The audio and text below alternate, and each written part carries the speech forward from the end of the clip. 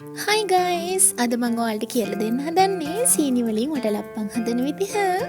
කොහොම දිගට මාත් එක්ක එකතු වෙලා ඉන්න. හරිම රසට පැණි බේරෙන්න කන්න පුළුවන් හකුරු වලින් හැදුවා වගේම කන්නත් ආස හිතෙනවා.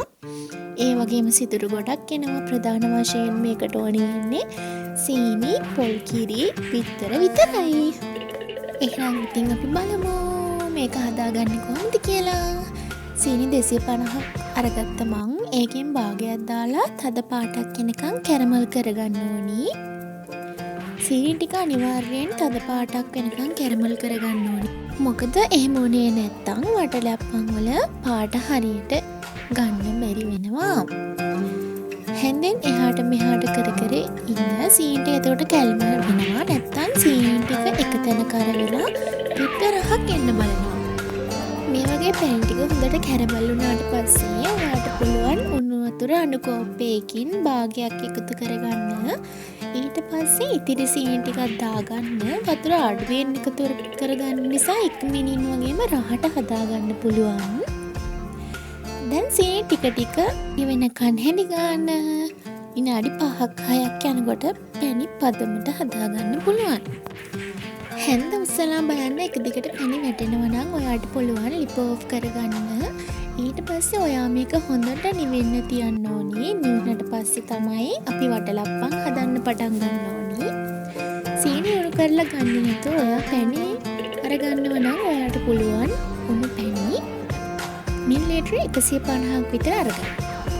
තරමක බිත්තර 4ක් අරගෙන ටිකක් ගසා ගන්න. දැන් මම එකතු කරගන්නවා පොල් බෑයක විතර උකු පොල් කිරි.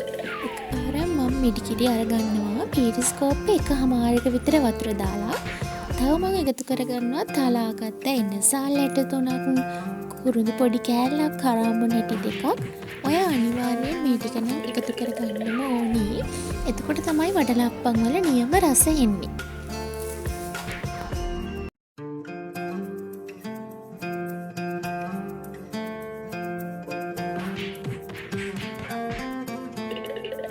ඊට පස්සේ ලුණු තේ හැඳි 4න් එකක් විතර දාගන්න ඕනේ. ඔයා ගාව තියෙනවා නම් වැනිලා තේ හැඳි 4න් එකක් විතර එකතු කරගන්න.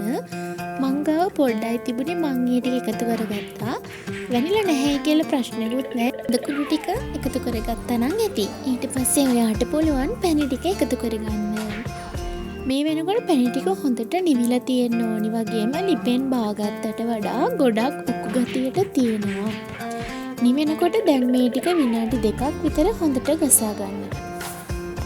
ඒ අතරතුර ඔයාට පුළුවන් ස්ටීම් කරන භාජනයට වතුර දාලා රත් වෙන්න තියන්න. විනාඩියක් විතර හොඳට ගසා ගත්තට පස්සේ ස්ටීම් කරන භාජනයට දාගන්න. එහෙම දාගන්න ඕනේ හොඳට පෙරලා. ස්ටීම් කරන භාජනයේ බටර් ටිකක් වැඩිපුර ගාලා තියාගන්න. එතකොට ලස්සනට ගලවන්න පුළුවන්. වගේම ජල වාෂ්ප වැටෙනවට උඩින් ආවරණයක් දාගන්නත් ඕනේ. ඊට පස්සේ ස්ටීම් කරගන්න පුළුවන්. විනාඩි 30ක් 35ක් වගේ ස්ටීම් කරගන්න ඕනේ. ටූත් පික් එකක් දාලා බලන්න. ටූත් පික් එක පිරිසිදුවට එනවා නම් ඔයාට පුළුවන් දාගන්න. නිවුනට පස්සේ තමයි අපි අනිත් පැත්ත හරවන්න ඕනේ. මෙන්න මේ විදිහට ඔයාලට පුළුවන් රසට සීනි වලින් වටලප්පන් හදාගන්න. ඔයාලත් හදලා බලන්න.